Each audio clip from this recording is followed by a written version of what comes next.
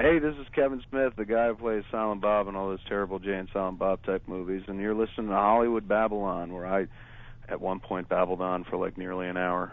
Kevin Smith is here and alive and beautiful. How are you guys? Well, not half as good as you. I'm trying to figure out what it's like to be you. The minions here that follow People are going crazy. that love you. I wish I had a dog that loved me half as much as these millions of people that seem to follow you and whatever you say. It's amazing.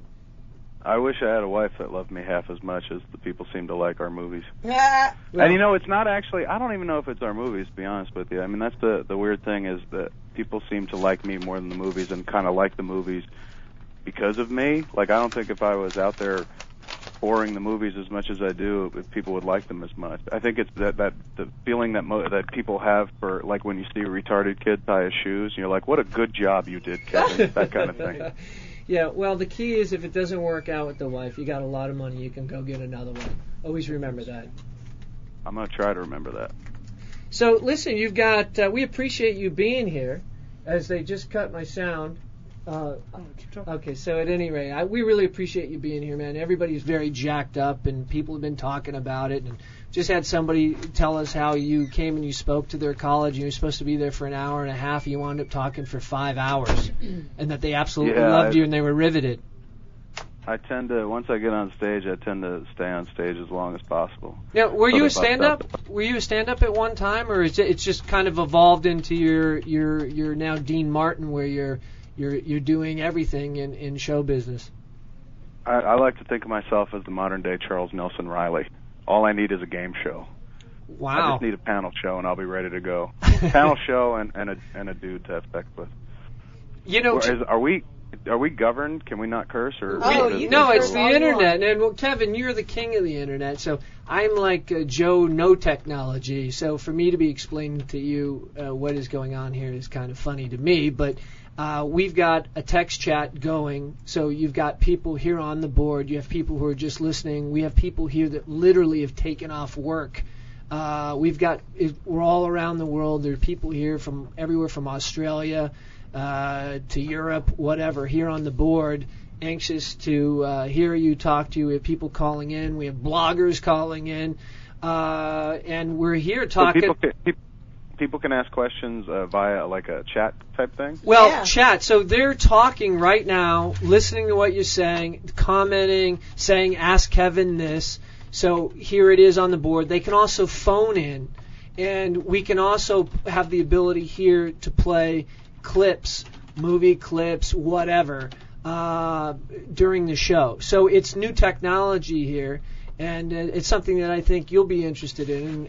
And there's a whole other aspect of it where they've created a button that people can put on their MySpace page, and they can create their own broadcast and have text chat and all that kind of stuff. So you have a combination of hosted shows by professional entertainers mixed in with people who have their own chat rooms. So that's what you're dealing with, and you've got people right now talking about everything about you. So we'll try and mix that in. We'll mix in the callers, and we want to tell people about your book, My Boring Ass Life, and also your show, The Reaper. So let's talk about that so people know what's going on, because to me your life is everything but boring.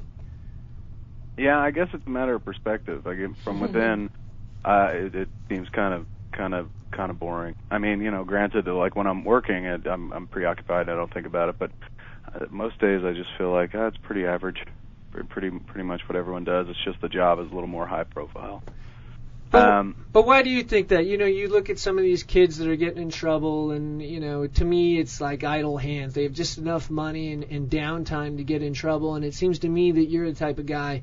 You're doing a lot of different things, You're acting, you're writing, you're directing. You're here. You're doing this. You're giving speeches. You're a speaker.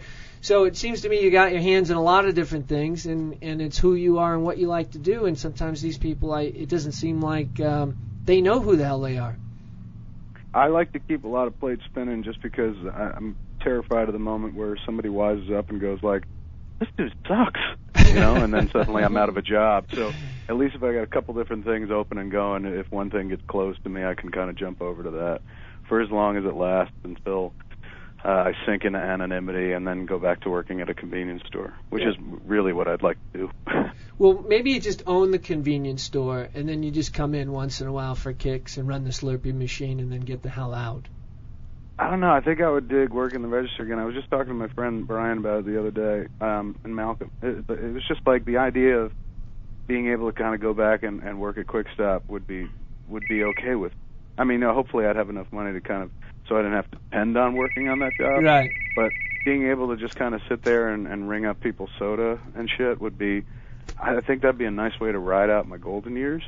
And granted, for the first 5 years, you'd probably have to put up with a lot of didn't you used to make movies? But after that settled down, I could just kind of go back to being a clerk. Well, the great thing too is if you steal from the register, you're only stealing from yourself, so it's just a long. Totally. Yeah, totally. No big deal. That's the thing, though. I don't think I'd want to own the store. I think I'd want to work for somebody else. That way, if I was tilt-tapping, I'd be stealing from somebody else and not me. That's a good business move. move. The element of the crime, wouldn't be there if I was just stealing from myself. Hey, listen, what is your book about, My Boring Ass Life? I know the title says it all, but what can we read about in that boring ass life of yours? I'm basically, it was Titan Books, the folks that published it. It kind of came to me and said, we've been reading your blog for a year and a half now, and we think we'd like to put it between covers. And cool. It was the second time this happened to me. I didn't start out writing a book. First, I had a book out called Silent Bob Speak, and it was just a collection of a bunch of essays and interviews I'd written for magazines over the years. And that was kind of an insta book that, wasn't intentional. Somebody was like, hey, let's just collect it all and kind of put it out there. And then it happened with the blog as well. Titan was like, we'd like to publish this. And I just couldn't. I was like, why? You can read it for free online. But they just felt, my defense was, my question was who doesn't have a computer? Anybody remotely interested in my bullshit probably has already read it, on the actual blog. And their defense was not everybody has a computer or constant internet access, and some people just like to read on the shitter. So that was why they wanted to put it between covers. So if you've read the blog, you've pretty much read the book. I mean, there's a new intro and there's a new 25-page piece about working on Die Hard, Live Free or Die Hard. But generally, it's just stuff that's been up online since I started the blog almost 2 years ago. Yeah, but they took the good stuff. They took the good stuff because you're talking about strip clubs. They took it all, Marty. They took everything. Everything up to a certain date that was represented online is there. It's not even a best of. It's literally everything. I mean, in terms of the best section of the book, there was a 9-part series that I did at one point called Me and My Shadow about Jason Mewes, the guy who plays Jade in My Silent Bob, and his battle with drug addiction. And I thought that was actually some of the best writing I ever did. But the rest of it, there's funny pieces and amusing stuff, but so much of it is diary-oriented. It's just literally got up, took a shit, left the dogs out. Yeah. It was, I kind of started it as an experiment so that 10, 20 years from now I could kind of look back and see exactly what I was doing on any given day. And then it wound up being a book. And a lot of what you were doing is spending time in the toilet, apparently. There's nothing wrong with that, Kevin. No, nothing at all, sir. Well, it's productive time.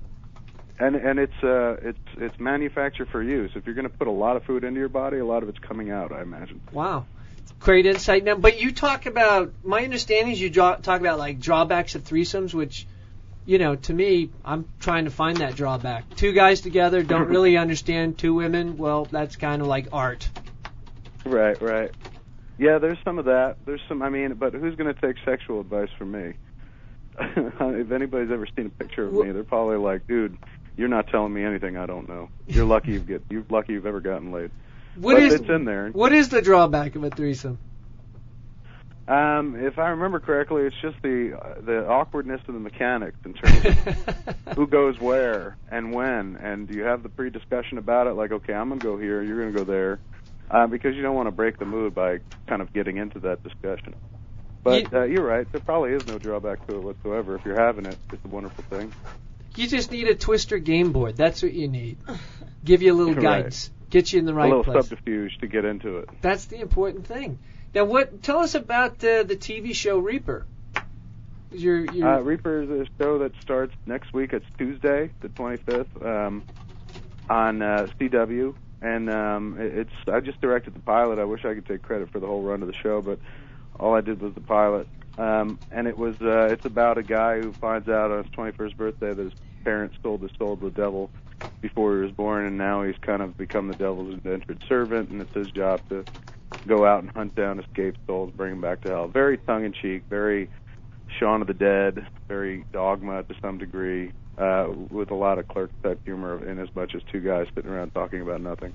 But there's monsters in it as well. It's a pretty fun show, man. Where'd you come up with the idea? It wasn't mine. I just directed it. It was written by two girls, Tara Butters and Michelle Fazakis, who used to work on Law & Order SVU, which is so strange, the rape show, because you wouldn't imagine that people coming from that world would ever, have interest in creating a genre show. And that's the other thing that I thought was so standout was, it's not unusual to have women on the staff of a genre show, say of a Battlestar Galactica or a Buffy, but rarely, if ever, I can't think of one single case where a woman created a genre show like this, a sci-fi, fantasy, geek genre.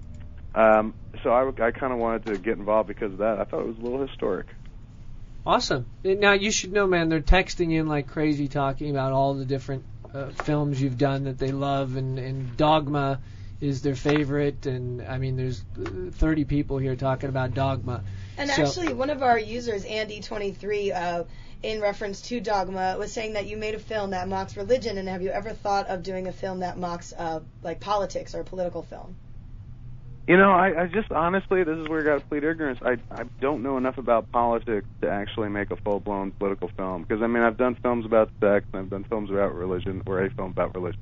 So I guess the likely triumvirate, or the conclusion of that triumvirate, would be to do a film on politics. And I think the closest I've ever come is this horror movie we're going to do next year called Red State, which I just finished writing, which is kind of a political horror film that has a title with something of double meaning, but it is actually kind of political. It's about the most political I could get.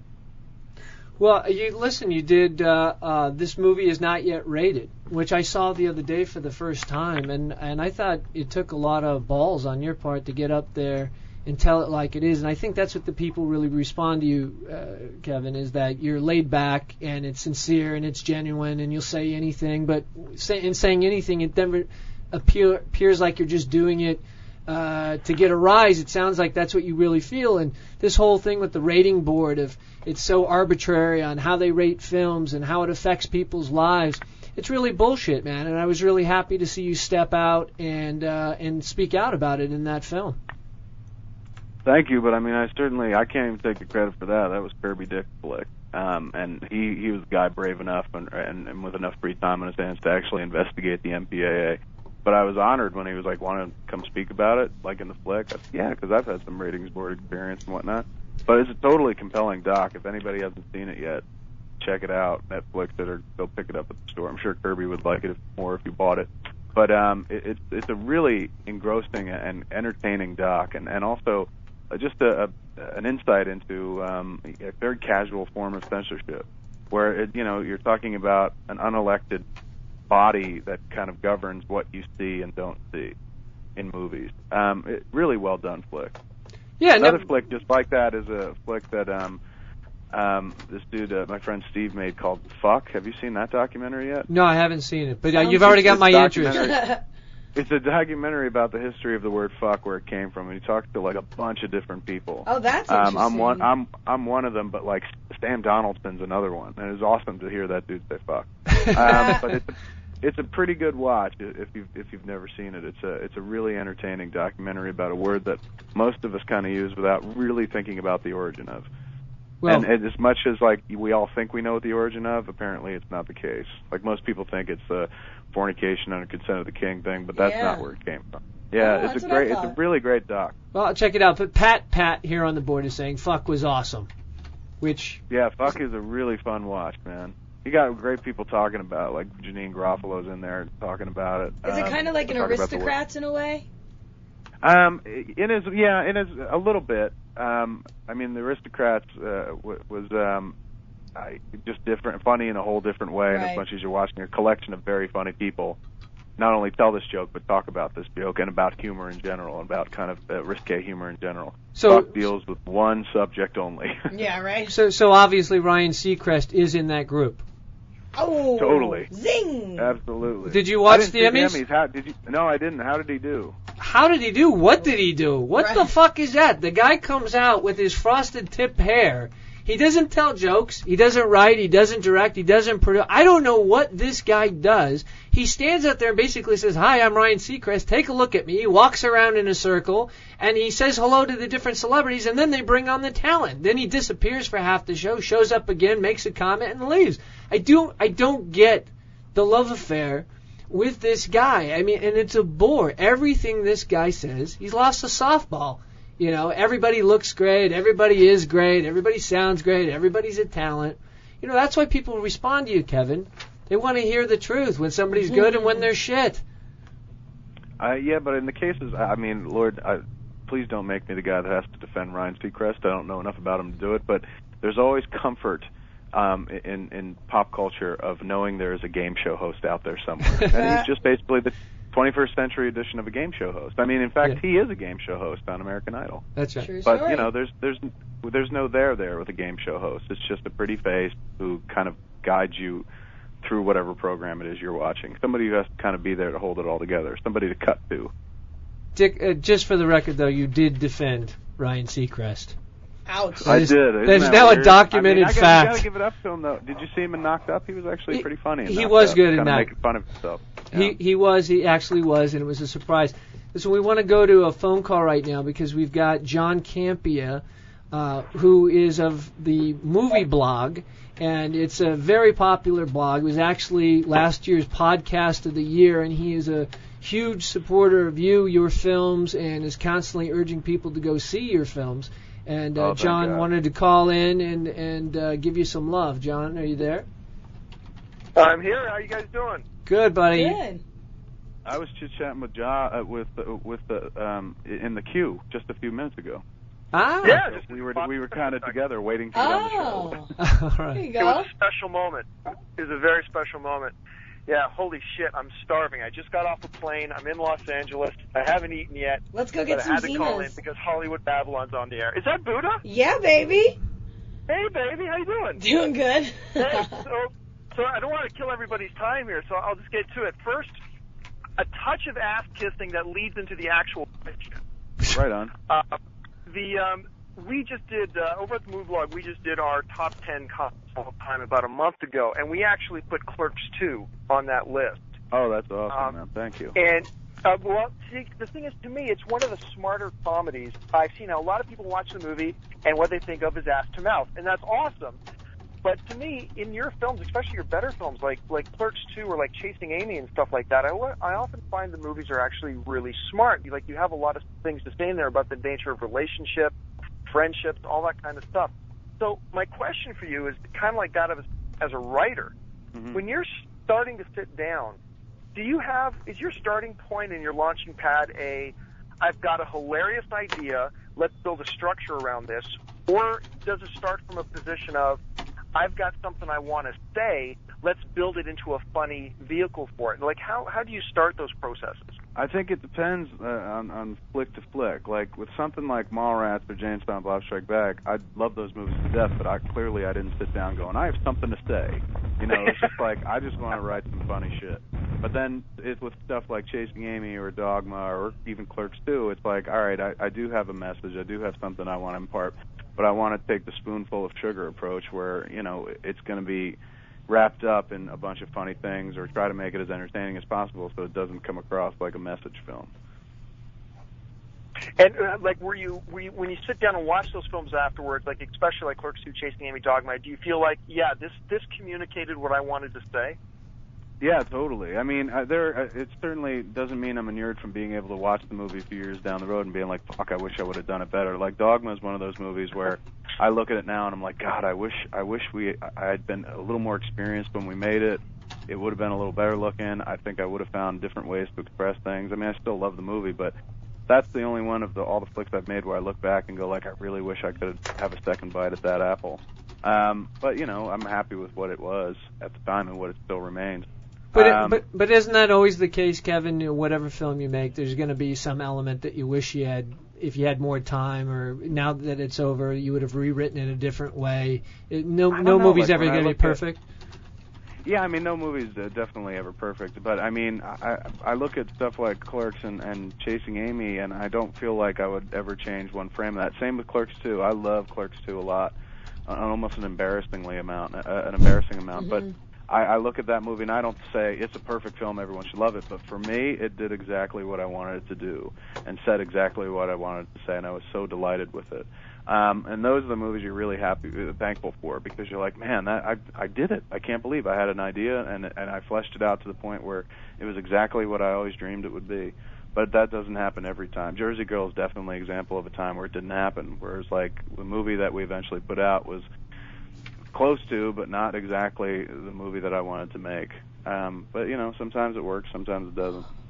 Awesome. Well, I know you've got a lot of people waiting in line to talk to you, so I'll let you go. But it's great talking to you. Marty, Buddha, I'll see you guys soon. All right. Thanks, John.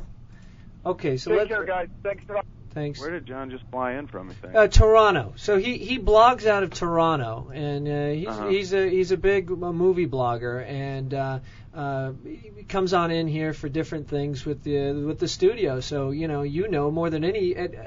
I'm curious because so many of the publicists still resist the internet.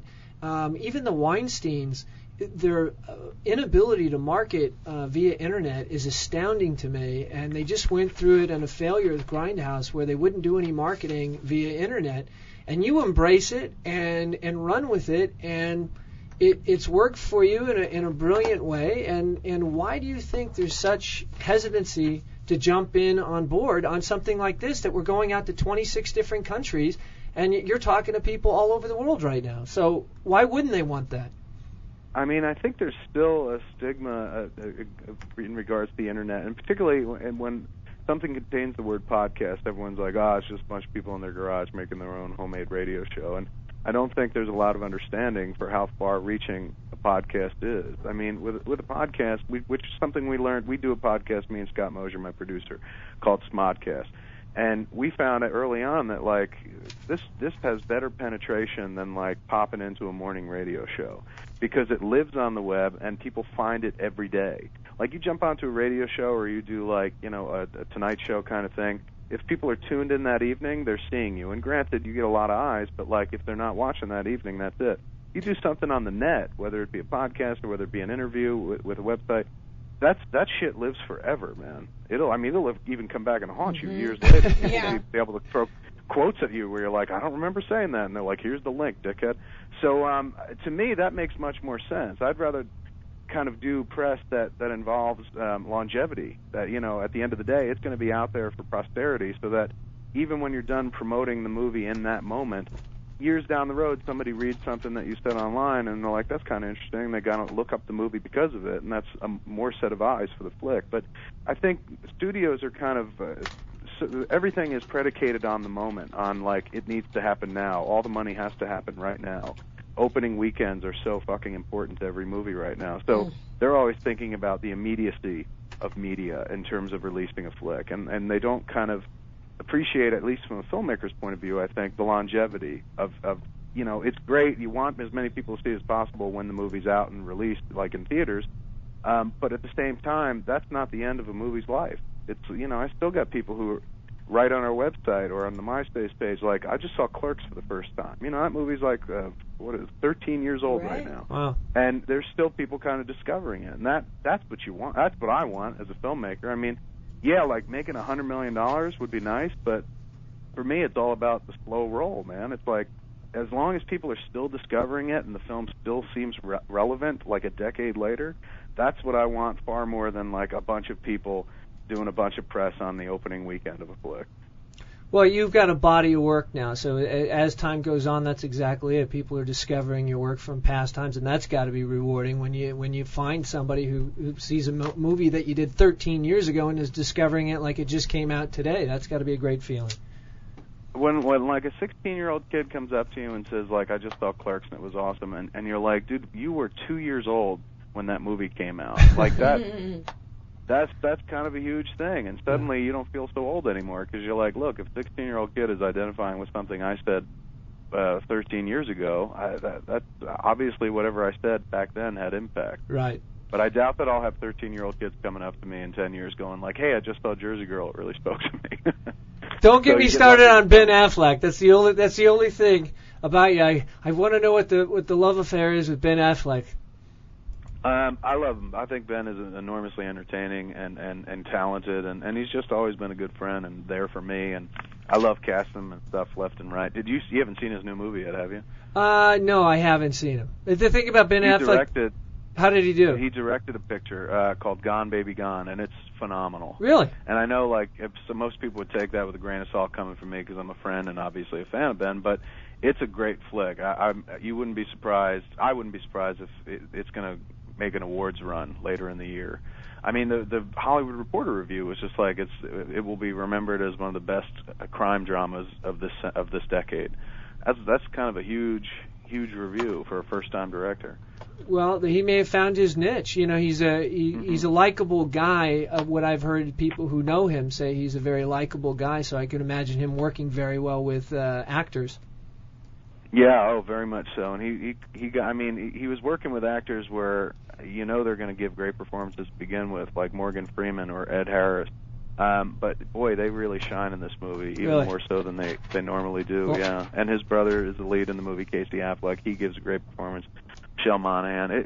It's a really great flick. Check it out as soon as you can. I will. We've got another caller here. Rafi wants to talk to you. Rafi? All right, you're good. Yeah. Rafi, you're on with Kevin Smith. Oh, fantastic. First, I want to say, Marty, I listen to the show every week. It's always awesome, and thank you so much for bringing in so many wonderful guests. Thanks, bro. I appreciate it. Yeah, and first for Kevin as well, I just want to first say that you literally are my inspiration, man. You're the reason I got into being a comedic filmmaker in the first place, and it means so much to me to actually be able to be on the phone with you right now. Oh, that's very kind, sir. Thank you very much.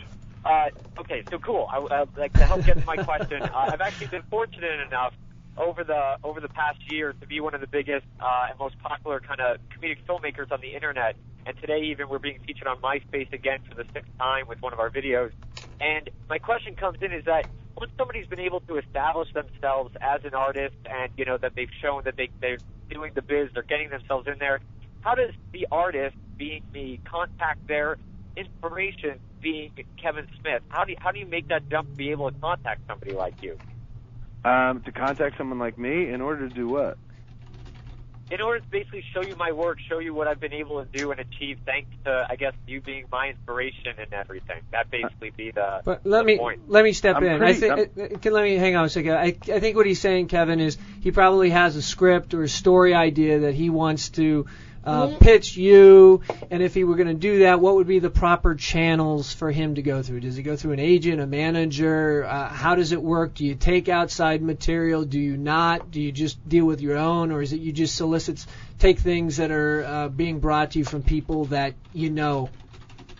Well, generally, I'm pretty self-generating. I mean, I've only directed stuff that I've written. But in terms of accessibility, in terms of finding me, I'm pretty easy to fucking track down. If you pop onto the website, our website, busq.com, on the message board, I post there regularly. The MySpace page and my blog at silentbobspeaks.com. You can find me, dude. I'm all over, and my email address is even out there. So I'm easy to track down. But in terms of if you were like, hey, I got this movie that I want to do, I'm not the guy to do that. I don't have enough juice to get people's movies made, to be honest with you. It takes a lot to get my movies made. I don't know how I'm going to get other people's movies made. I got very lucky doing that once with Good Will Hunting when Ben and Matt were having troubles at what's that place called? Castle Rock. Castle Rock had picked up their script years ago. And they were having a hard time getting it made, and so Castle Rock gave them a window to take the script out, and Ben was like, can you get it into Harvey? And I read it and loved the script, and I called up Harvey, and I was like, yeah, I know this is going to sound fucking stupid, but my friends wrote a script, and it's fucking excellent.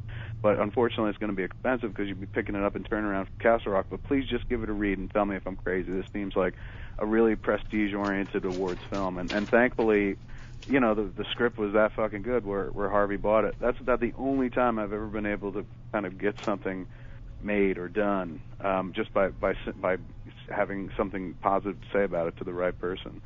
But you're talking to a guy who kind of made his first movie out by himself and didn't ask for help and just financed it on credit cards. So it's always a weird thing when somebody's like, hey, I want you to help me get my movie made, because I came from a world where I didn't ask for help to get my movie made. We just kind of went off and did it. So my advice is always just like, do it yourself, man. You're gonna feel so much better when it's all done. You don't want any help from anybody. Just get a bunch of credit cards and give it a shot. Well, I definitely hear you, and I thank you for the advice, and that's what we have been doing exactly, and we've been on the internet using that to our advantage and trying to get our name out there. So I just want to thank you again for all your inspiration. Not a problem, dude. If you want to hit me with some of those links, man, jump over to View Askew and post them up. Definitely, and thanks everybody that showed up over from View Askew. I'm a member of the message board and everything, and I made sure that people knew that you were going to be on here today. So that's thank cool. You for Thanks, Rafi. I appreciate it. Thanks, man. Appreciate you listening. All right, everybody. Thank you so much, Marty. All right, buddy. All right, Pariah. Oh, hang on. Let me get her. All right, there we go. Hi, Pariah, you're on with Kevin Smith. Pariah.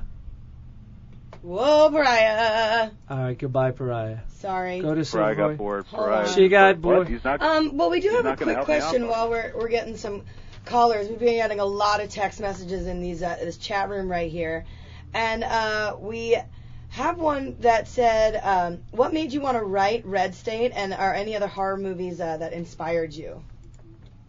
In terms of inspiration, I was looking at stuff like Rosemary's Baby and the original Wicker Man, and Race with the Devil, kind of older shit that when I was a kid I found very creepy, unsettling, and terrifying.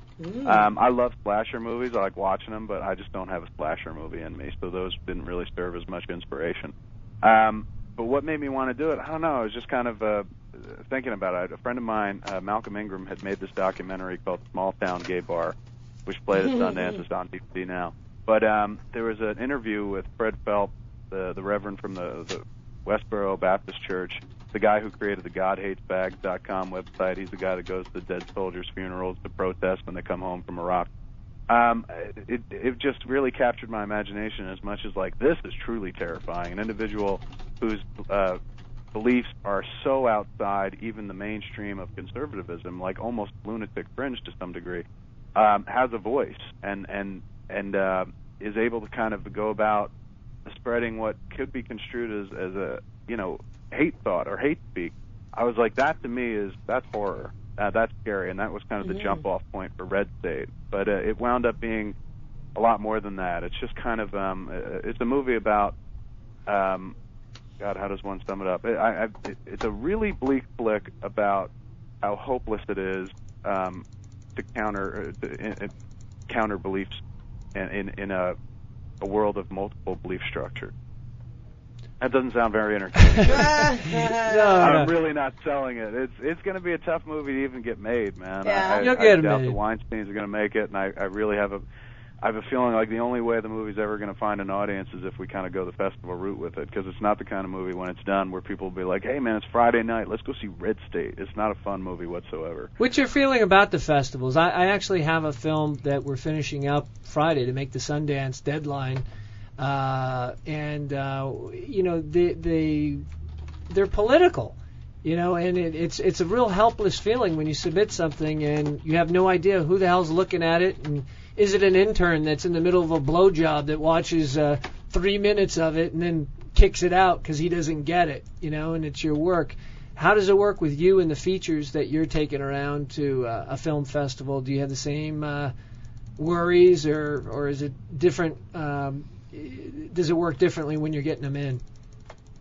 For us, I mean, the first time around, we just got insanely lucky. Thankfully, somebody saw it that was a real big champion. This gentleman named Bob Hawke saw Clerks, where we screened it for the first time at the independent feature film market that the IFP holds at the Angelica Theater back east in New York.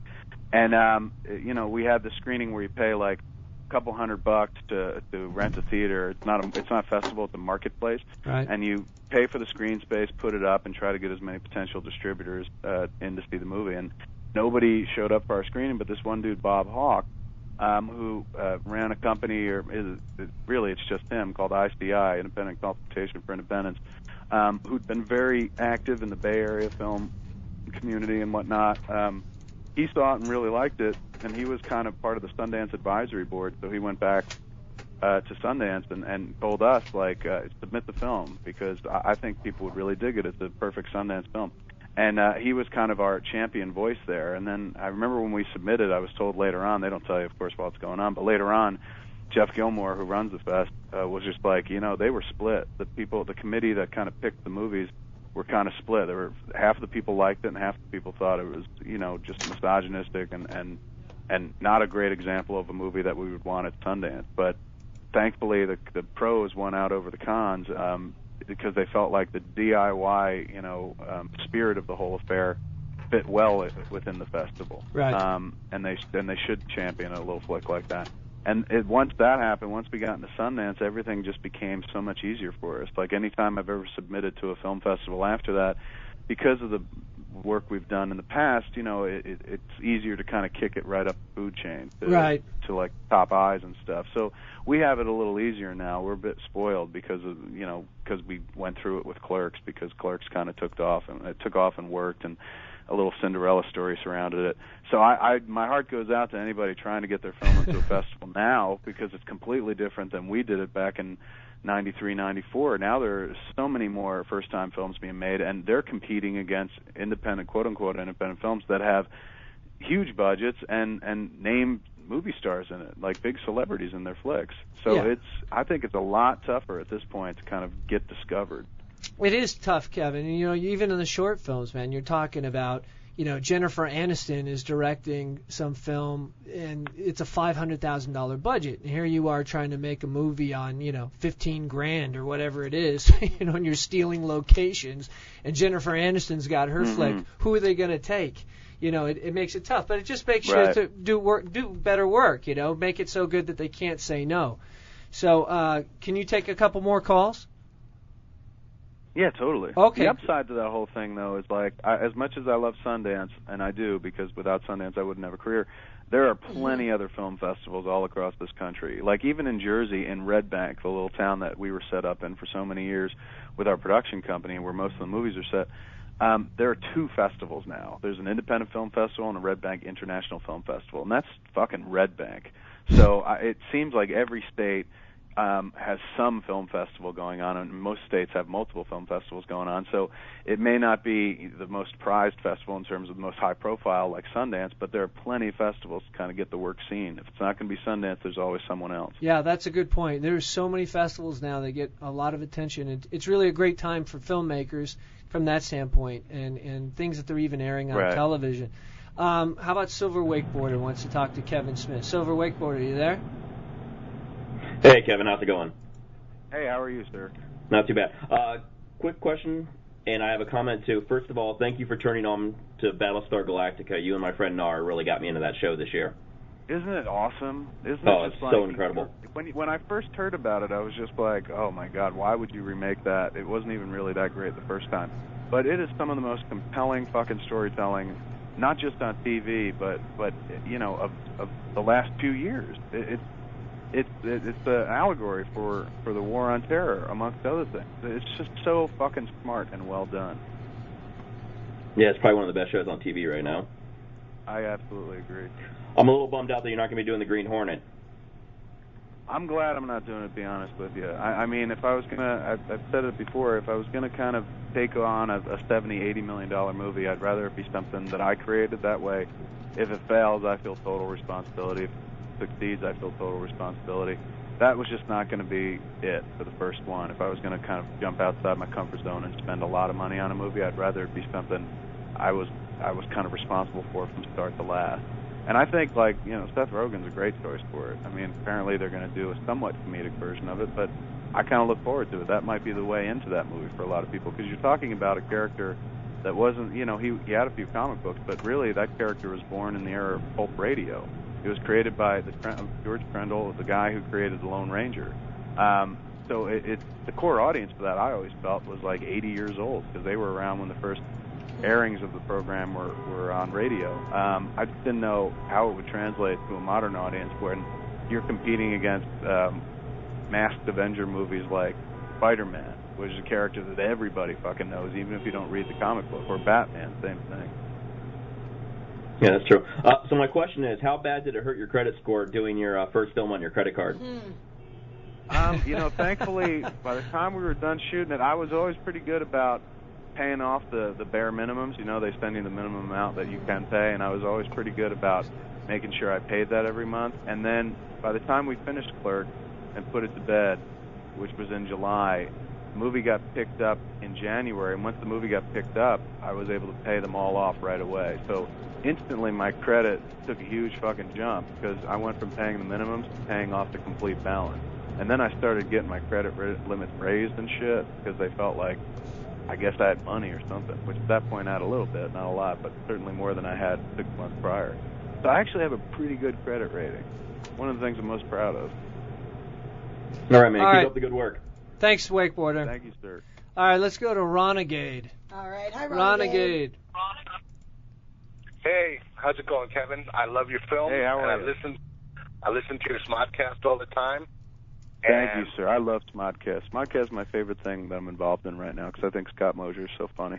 Well, I'll tell you, Kevin, right now, Now Live is the best place for you to do your Smodcast. It would be awesome because many times when I'm listening to it, I'm like, man, I wish I was chatting on the boards with him and can ask him a bunch of questions.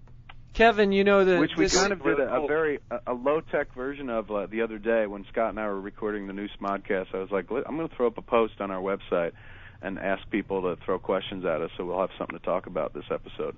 And I think that this sounds like the kind of next step version of that where it's happening instantly live and people call in. That's one thing Scott and I have been talking about. Like, it'd be nice to be able to do, maybe not every time, but once in a while do one where people could actually call in rather than it just be me and him talking to each other. Well, I know Yeah, it would be cool, like, do a weekly show here. That would be great. Well, Kevin, I Something know to think about. I know the CEO here wants to talk to you about it because what it is you can still save it here as a podcast. Everything here still saves as a podcast, and you can utilize the technology, and we can even set it up that you can broadcast from your house, your office, wherever. You don't have to be in studio to do it. So it's great technology, and they're on the radar now of everyone. You know, the Wall Street Journal just interviewed us, and the New York Times, and MySpace is already all over us. Is talking business with us. So it's superior technology, and it's great because it gives you so much access. And like you said, you can do it strictly as a podcast, or you can do it as a broadcast, or both. So it's great flexibility, and you can even do it from the set. You know, they can set it up off a laptop with Skype, and so it's great. But they'll talk to you about that later. But Renegade, I appreciate you calling in. Did you have another question? Just I wanted to know if there was any ideas about a Clerks 3 to make a trilogy. If there was certainly no ideas now, but if I was ever going to revisit those characters, I would probably wait until I was in my 40s, because Clerks was about what I felt like it was like to be in my 20s, and Clerks 2 was about what I felt like it was like to be in my 30s, and I figure if I'm in my 40s and I want to write a movie about what I feel like that's like, I would imagine I'd immediately think of doing it with Dante and Randall. But right now, no plans. All right, thanks, dude. Cool. Well, thank you very much. Okay. Thanks, man. All right, dude. We're going to go to NBA Kid. Well, you're asking me about cards. Hey, NBA Kid, how are ya? Hey, what's up? You're on with Kevin Smith. Hey. Oh, thank God. Kevin, I am a massive Smodcast fan, and Clerks the cartoon was incredible. Thank you, sir. Thank you very much. Yeah, the poor cartoon that couldn't. Thank you. Penis cancer. Anyways, a question.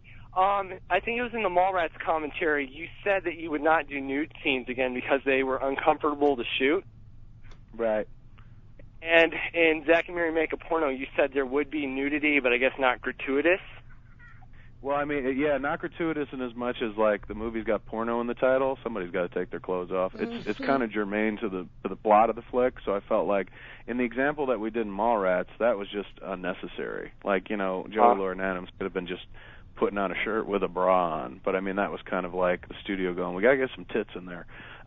Zack and Miri Make a Porno, since it's about sex and making of a porno, there's definitely going to be nudity, and it just feels like organic to the story. It's not like there for the sake of like, look at these boobs. It just kind of makes sense based on the subject. That's a fun meeting, though. That's a nice meeting when you're sitting around with the executives and say, we need to work more breasts into this. That's not such a bad meeting. So did you have to wrestle with that, or did you just say, hey, it's not going to be uncomfortable because of A or B, or like I was just wondering what changed. Like I said, what changed was kind of the subject matter. Like in Mallrats, when it was kind of forced on us, that was never written into the script. Like some chick is taking her top off. That was kind of like a studio-suggested thing. And now it's just like with what the movie's about, it'd be kind of silly to try to make a movie about making a porno without nudity involved. And also everyone kind of goes in heads up. Poor Joey Adams, man. That was one of the worst moments I've ever had filming because she was just like, I don't see why I have to do this. And she got yelled at by one of the producers. It was just like, you signed a contract saying you would show your tits. And it was just a really horrible, ugly thing. And my second film, which was like my first studio film, I was just like, oh, this is not the way I want to conduct it. So was the fortune teller scene scripted, or was that forced upon you as well? That was scripted, but that also came out of suggestion because they wanted more tits in the movie. And I was just like, well, I guess they know what they're doing. They're Universal. All right. Okay. Thanks for the question, Guy. All right. Sorry, we're going to go to Pariah. We're going to see if this works this time. Pariah, are you there? Yes, I'm here. Okay, well, all right, take it easy. She's Catch your breath. Crying because Take cut it. out earlier. He wants to hear what you have to say. I was so upset. All right. How are you? I'm fine now, thank you. Right on. Go ahead and talk to Kevin. Question. Okay, this is the question I've been wanting to ask. First of all, love you, love your films, great work. Hey, thanks. Asking Scene over. Okay, if there was like one work, if you only had like one work you could show to the world, you're like Mona Lisa, your best work, what would it be and why? Or if you can't answer that, what is the one piece of work that you think is absolute crap and you never want to hear from it again? The one that I would show most people is Clerks 2. I just love it so much. And, of course, the natural answer should be Chasing Amy because that's the movie that most people seem to like the best of everything we've done. But I just love Clerks 2 so much. That's the one that I would, like, carry around pictures in my wallet of like a proud parent. The one that I never want to hear from again, I don't really have one of those. Like, even the ones that didn't work out at the box office, like Mallrats or Jersey Girl, I still love those flicks. You know, I'm sorry that they didn't fucking make more money, but they're near and dear to me. I wrote and directed them. They're my kids. Like, I haven't had that experience where I just took a job for the money, made a flick that I was like, ugh, I could care less about this flick. Everything I've done, I kind of love because they're mine. That's awesome. That's an awesome answer. All right. Thanks a lot, Pariah. We got to roll because we got a couple other callers, so we want to get them on. More than a couple. All right. Yeah. Well, okay, bye. All right. Brendo Man. Is Brendo Man there? Brendo Man is here. Hi, Brendo Man. All right. You got Kevin Smith. Hey, Kevin. What's up? It's Brendo Man. How are you, sir? You could have asked me this question at a poker game. I know I could, but I just was curious. And your wife is writing in the gen thread right now that she wants you to get off the phone. Yeah, I know. Jen's like, I thought it was 15 minutes. I was like, it's going to go as long as we go. Cool, sir. I was just curious, has Harvey read the script yet? I know he was still looking at it. Red State? I mean, he read it, but I haven't heard back since that initial email that I put in the blog, like his initial okay. response. He hasn't mentioned it because we've been kind of knee-deep in closing up the Zach and Miri deal. So that's kind of taken priority. And but the time's kind of ticking. Like Wednesday, they have to say whether they're interested in making it or not. So I guess we'll find out on Wednesday. I would not be surprised, though, if he was just like, Kevin, this just isn't for us. Which would be, that would be the first time that ever happened in my relationship with the Weinsteins. But at the same time, it would be kind of exciting for me because it would allow me to kind of jump out there and pull together financing from other sources and make the movie without having to deal with any note. Cool, man. Well, what other sources would you go to? I would imagine. I keep hearing from my agent and my lawyer, like, dude, if you need money for a movie and you want to move away from the Weinsteins, it's easily found, man. Like, you've got a bankable cachet of work that is always kind of returned on the investment. So if you're talking about like a $5 million budget, it's going to be very easy for us to locate. And so, I got to believe they know what they're talking about, especially Sloss, who, with his, he runs, of course, his law firm, but he also runs a film financing company as well, where they pull together money for a bunch of flicks. So it's got to be out there. I got to imagine. If not, I mean, maybe I'll have to dig in pocket and do it myself. All right. Cool. I can't wait for that flick, man. And I just want to let the other people go. There's a lot of people waiting to talk to you, so I'll sign off. I'll see you on October 1st, sir. We're going to change that game, by the way. It's going to change to, I think, October 7th. There's going to be a message on the board about it. But Okay, cool. That'll actually work out better because that's a lot of crap to do that weekend. Totally. All right, thanks, buddy. All right, let's go to Tomo Serve. Is that what it is? Tom Servo, I think. Tom Servo. Yeah, hi, Tom. Tom Servo, you're on with Kevin Smith. Hey, Kevin.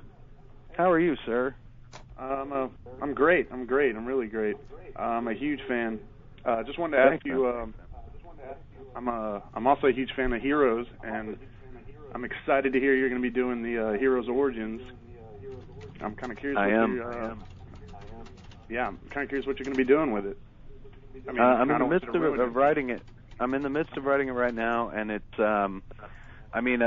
We don't get to use any of the Heroes cast, the main cast, because they're off shooting the mother show, and ours is just kind of like 6 episodes of a spin-off type of thing that takes place within the Heroes universe, but like we don't utilize their characters, which is cool because the notion is you're creating new characters. So there won't be any like, hey, check it out, it's Claire, for a guest spot, which I like a little better because then as long as you're rooted in their world, you can kind of go off on a tangent and tell your own standalone story.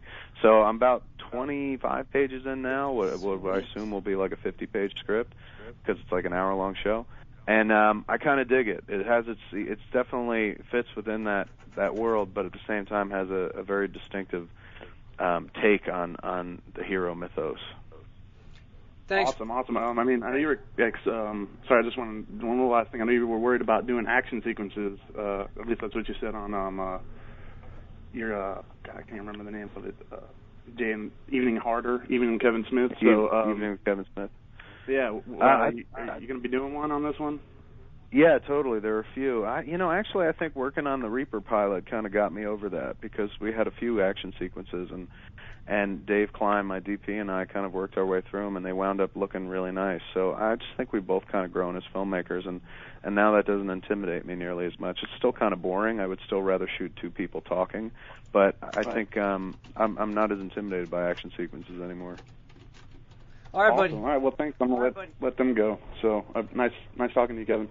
Nice talking to you, sir. All right, thank you. Who do we have? All right, we got Zion on the line. Hi, Zion, you're on with Kevin Smith. I'm on? You're on. Right. You're on. Turn up the hearing aid, darling. On. Hey, Kevin. Hello, sir. Hey, how are you? I am doing just fine, sir. I've got a Jersey question for you, if you don't mind. Fire away. I know when you did Jersey Girl, you shot some scenes in Paulsboro and in Berlin. That's my neck of the woods. And I was wondering whether you would shoot in southern New Jersey again. Sure. No immediate plans to do it right now, but absolutely. I mean, that's back home for me. That's the cradle of civilization. So I can't imagine never shooting in New Jersey again. So I imagine absolutely sometime in the future we will. Because I know the Philadelphia press was going absolutely batshit over you being in the area and all. I couldn't throw a stick without hearing about you. It was amazing, and I hope to have that happen again. Yeah, me too. But I mean, that was definitely an instance. I don't think the Philadelphia press was excited about me as much as they were that Ben Affleck and Jennifer Lopez were there in the beginning of their relationship. So that was like a real paparazzi frenzy.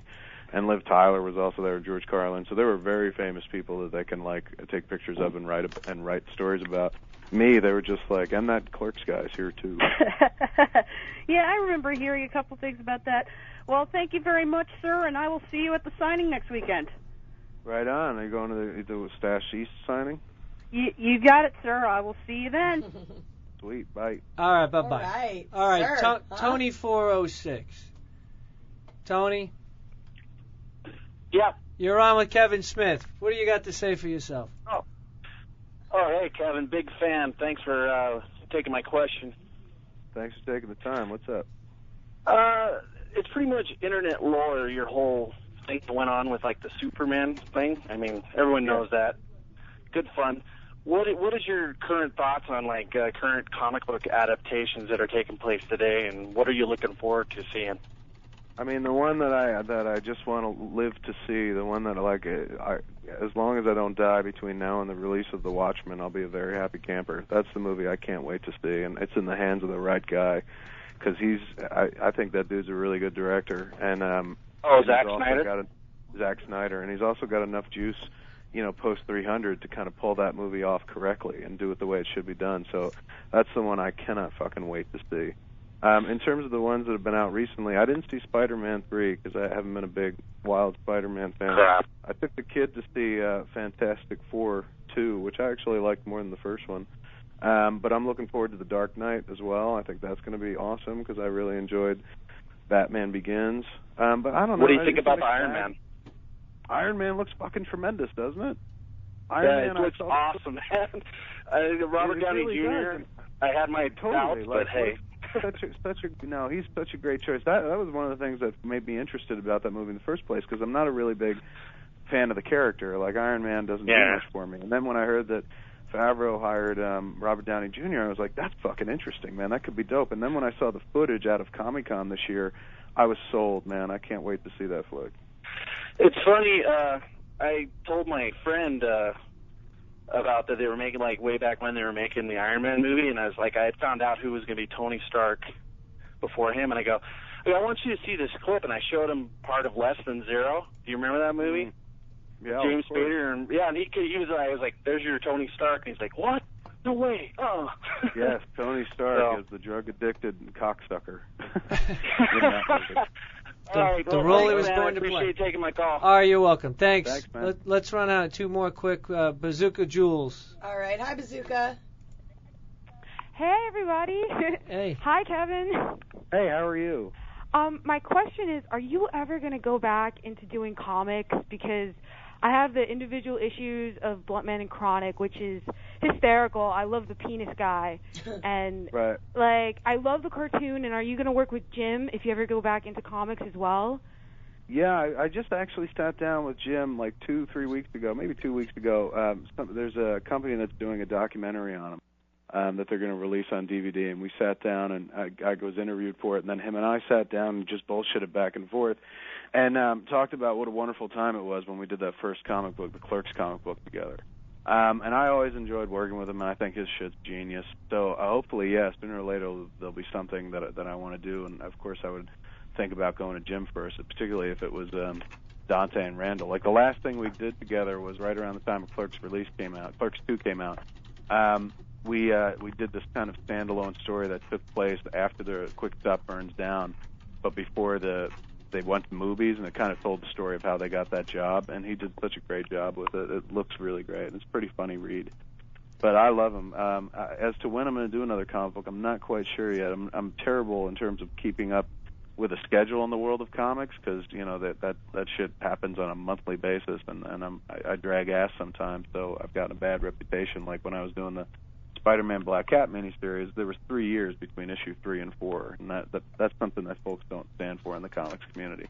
So I've been kind of reticent to head back into it, but if I do with my own characters, I would definitely do it with Jim. Oh, that's so awesome. And I just want to say that your Clerks was the first movie I ever snuck into.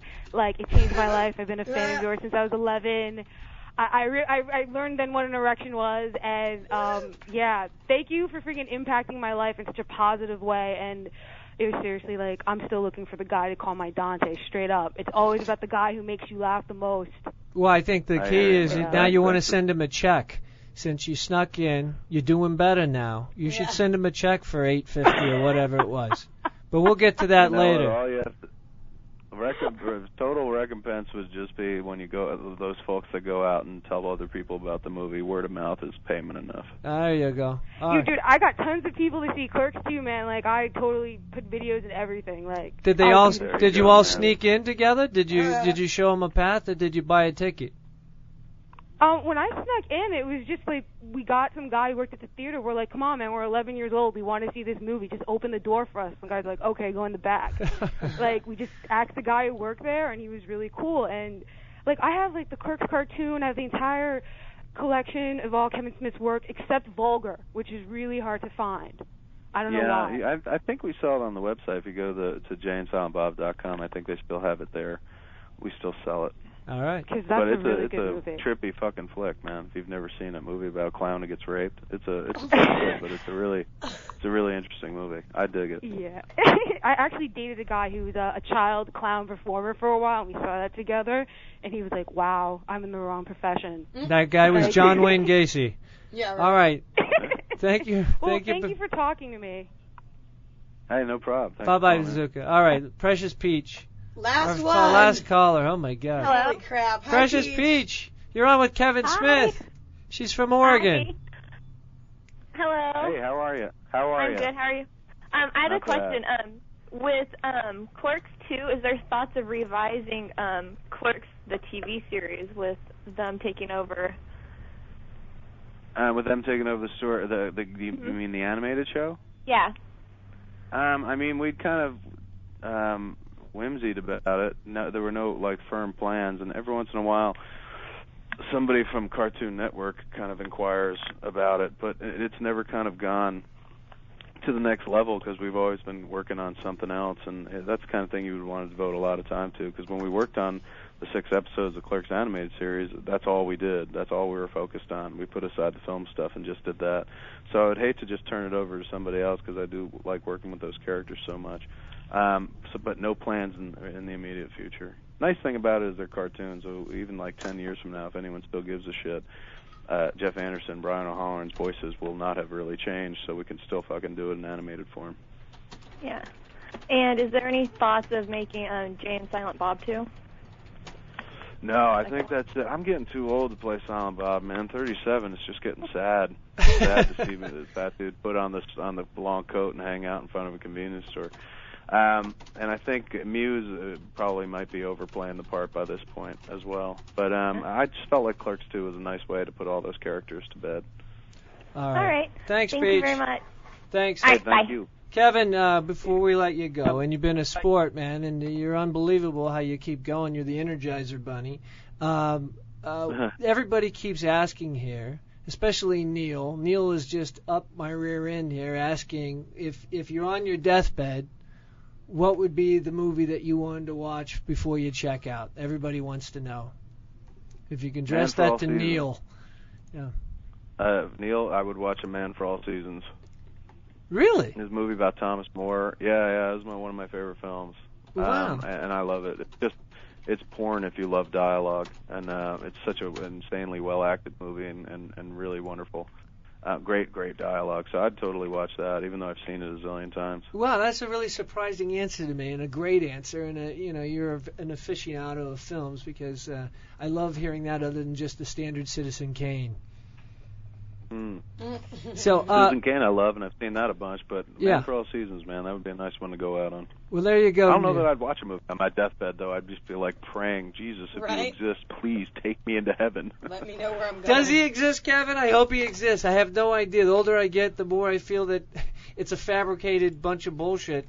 Isn't that sad? That's the way I feel, too. The older I get, the harder it is to maintain that belief structure where it's just like, boy, it sounds as fucking plausible as Santa Claus at this point, doesn't it? But that's what faith is, man. At the end of the day, like, faith kind of overrides intelligence, sadly in some cases. And to me, I'm just like, you know what? It doesn't cost me anything to believe in it, so I'm going to keep buying it. Yeah. What's the alternative? You're buried in dirt. I'll go with the belief system. Maybe there's something out there. Yeah, I'd rather believe there's something else beyond the dirt, man. Yeah.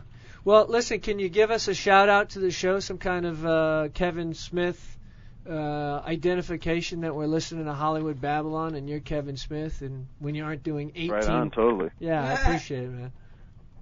Anytime. Hey, this is Kevin Smith, the guy who plays Silent Bob in all those terrible Jay and Silent Bob type movies, and you're listening to Hollywood Babble-On, where I, at one point, babbled on for like nearly an hour, because I like the sound of my own voice.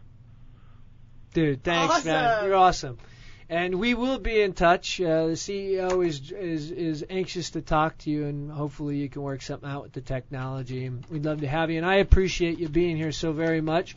And we want everybody to know we will keep posting and letting everybody know here, so you know as the weeks pass, about your show Reaper and your book My Boring Ass Life, which is anything but boring, and that's why you should buy the book, because the guy is one of the more fascinating guys that is happening in the world of show business today. So, Kevin, I really appreciate being here very much. Oh, thanks for having Marty. Thanks, dude.